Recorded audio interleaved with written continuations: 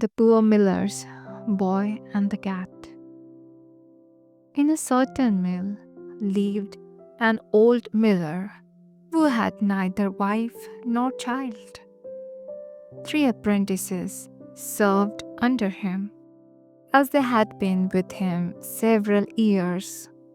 He one day said to them, I am old and want to sit in the chimney corner.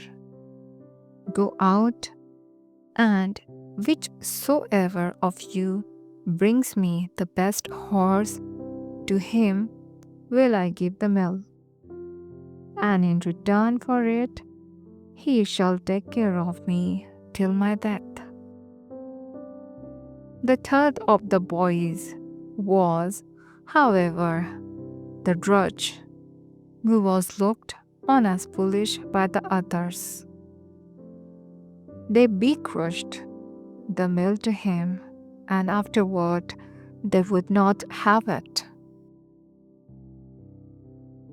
Then all three went out together, and when they came to the village, the two said to stupid Hans, You may just as well stay here. As long as you live, you will never get a horse. Hans, however, went with them, and when it was night, they came to a cave in which they lay down to sleep. The two sharp ones waited until Hans had fallen asleep.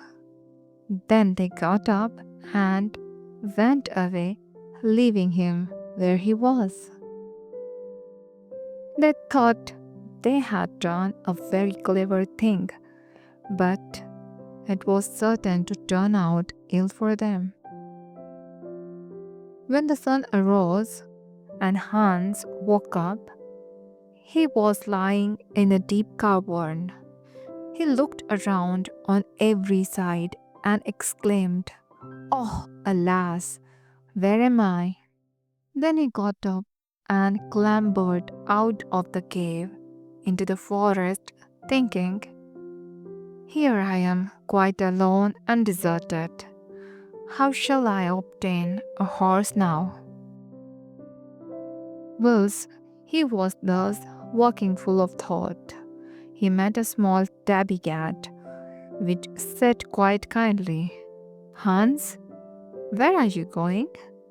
Ah, you cannot help me. I will know your desire, said the cat. You wish to have a beautiful horse.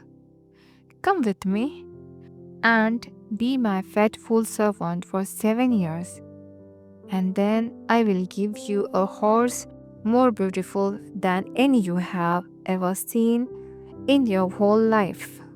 Well, this is a wonderful cat, thought Hans, but I am determined to see if she is telling the truth.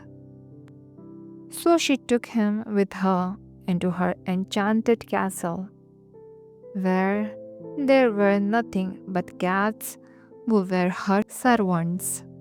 They lived nimbly upstairs and downstairs, and were merry and happy. In the evening, when they sat down to dinner, 3 of them had to make music. One played the bassoon, the other the fiddle, and the third put the trumpet to his lips and blew out his cheeks as much as he possibly could. When they had dined, the table was carried away, and the cat said, Now, Hans, come and dance with me. No, said he, I won't dance with a pussycat. I have never done that yet. Then take him to bed, said she to the cats. So one of them lighted him to his bedroom. One pulled his shoes off, one his stockings, and at last one of them blew out the candle. Next morning, They returned and helped him out of bed. One put his stockings on for him, one tied his garters, one brought his shoes, one washed him, and one dried his face with her tail. That feels very soft, said Hans. He, however, had to serve the cat and chop some wood every day.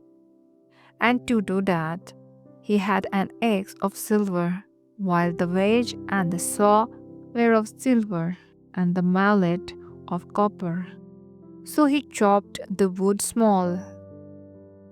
He stayed there in the house and had good meat and drink, but never saw anyone but the tabby cat and her servants.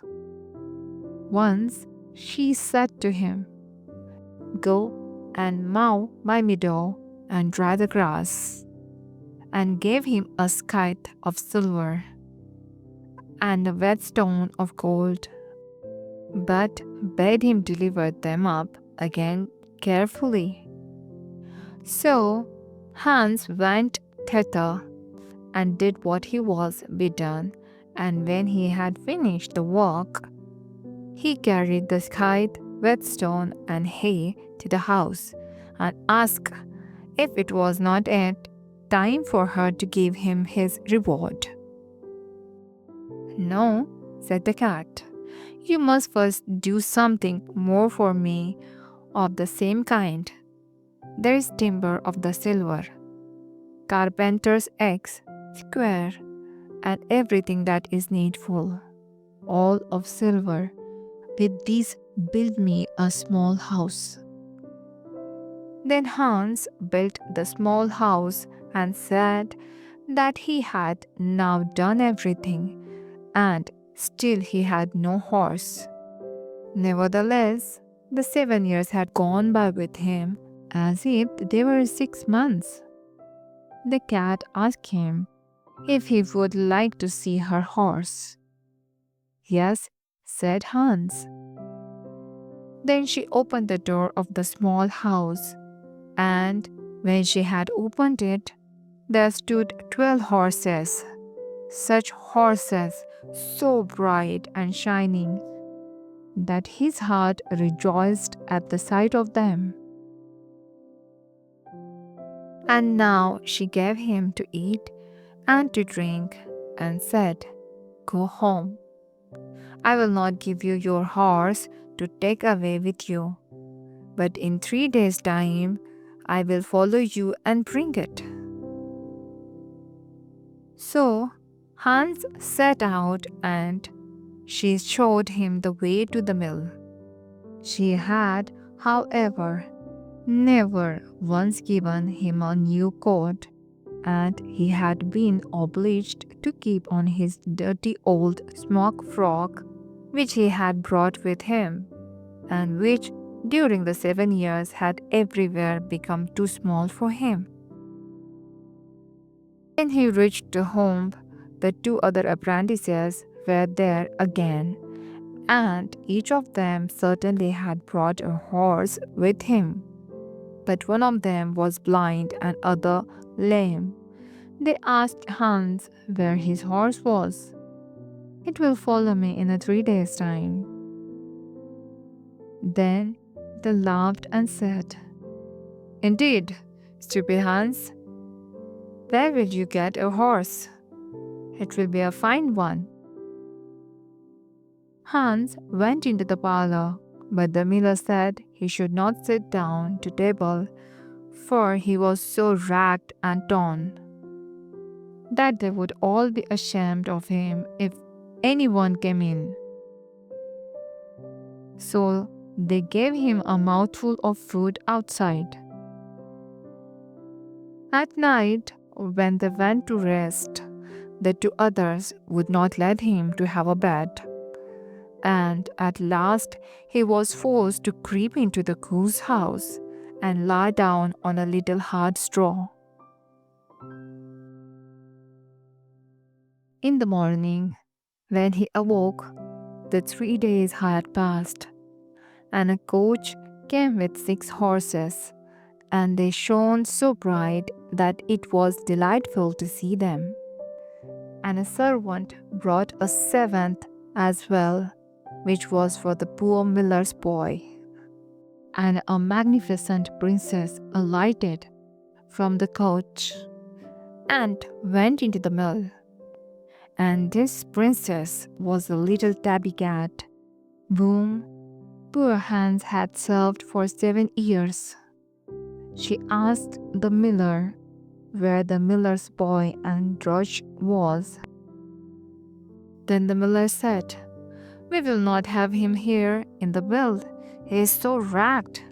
He is lying in the goose house." Then the king's daughter said that they were to fetch him immediately. So they brought him, and he had to hold his little smock together to cover himself. Her servants unpacked splendid garments and washed him and dressed him. And when it was done, no king could have looked more handsome. Then the princess desired to see the horses, which the other apprentices had brought home with them. One of them was blind and the other lame. So she ordered her servant to bring the seventh horse. When the miller saw it, he said, "Such a horse as that had never before entered his yard." "And that is for the third miller's boy," said she. "Then he must have the mill," said the miller. But the princess said that the horse was for himself, and that he was to keep his mill as well. Then she took her faithful hands, set him in the coach, and drove away with him. They first drove to the little house which he had built with the silver tools. Behold, it was a great castle. Everything inside it was of silver and gold. Then she married him, and he was rich, so rich that he had enough for all the rest of his life. After this, let no one say that anyone who is silly can never become a person of importance.